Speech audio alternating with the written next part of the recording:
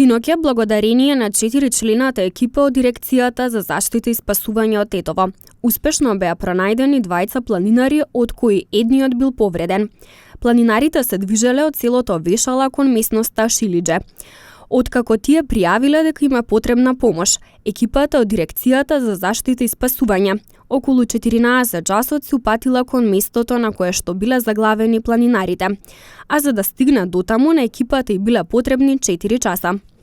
Тимот за брз одговор во планина при Дирекцијата за заштита и спасување подрачна единица Нели Тетово се упативме према Вешала. Од Вешала нагоре тргнавме со тимот да си ги пресретнеме со претходна комуникација, нели, со повредениот и со неговиот другар, така да успеавме некако, макар по темница, ноќ, по трагите што они ги оставале додека оделе према врвот, и успеавме некаде околу, мислам, 19 часот од прилика така да се сретнеме со луѓево, со планинариве, така да ги излековме. Покрај во тимот лекарот наш изврши имобилизација на коленото, бидејќи му беше повредено, и полека ги извлековме до